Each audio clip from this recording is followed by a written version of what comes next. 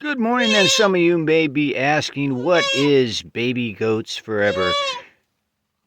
The organization was founded years ago to rescue baby goats. What do we mean by rescue? Let's back up a minute here. Are these goats rescued here? They're acquired, they're bred.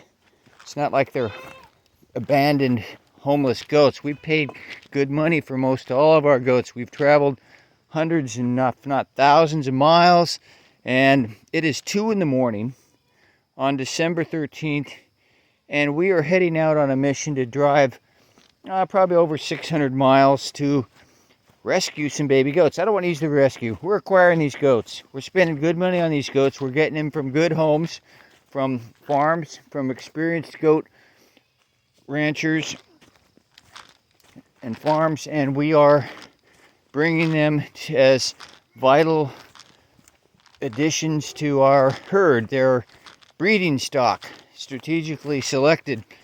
But Baby Goats Forever was formed to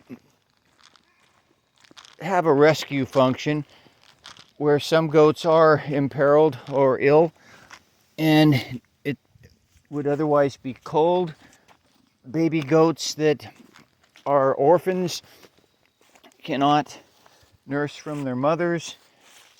They're goats that we are rescuing. So just to be clear, Goat Refuge Conservation Land Trust owns and manages goats. Formerly, many of these goats were owned by invasive plant eradicators, which is still an ongoing service, but Goat Refuge is the one who's actually owning the goats now.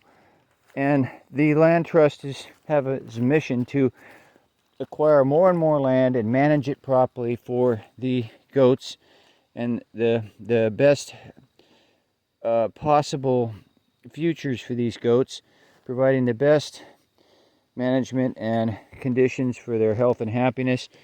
But Baby Goats Forever has a specific function to rescue goats that are imperiled and place goats in their younger months at times with new baby goat mamas and baby goat papas, so people can care for these baby goats when they're young, and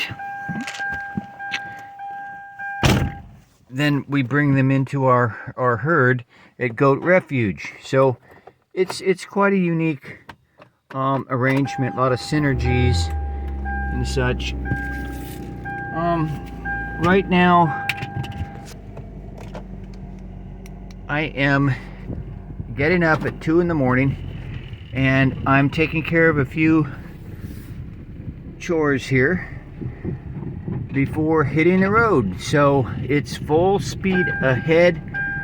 I'm turning this vehicle around, and I'm going to race up to a 800-pound bale of hay and get a bunch of hay out to some of these goats, some alfalfa pellets for some of the ones especially that are pregnant and otherwise needing some extra nutrition, calcium and such, like one little buckling who's has had a broken leg.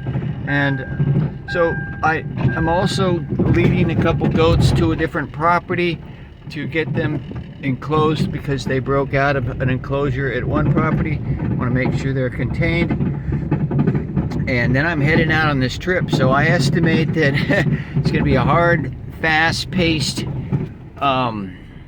45 minutes to hour of work or something right now, and then I'm hitting the road to go get these baby goats. Now, these particular goats, I want to say again, we're not rescuing them as per se. We are acquiring them. They are well paid for. I'm paying good money for these goats. They're new breeding stock.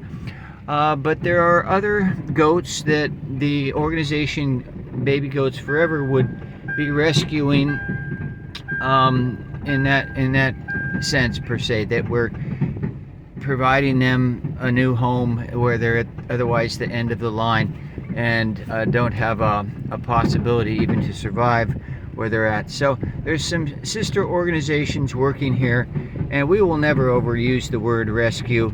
Most of our goats actually have been acquired at a good price. Like I say, traveling many miles, paying a good price, hundreds of dollars for the breeding stock value of these goats, the addition to our herd. And I just want to emphasize that. But Baby Goats Forever will step up its operations, and there are plenty of goats out there that really can be rescued.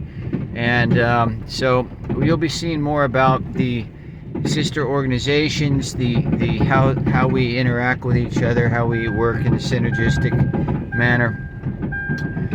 So I'm going to continue on here with this morning mission, and we'll bring a little bit more from this trip up and get it up on the Goat Refuge site.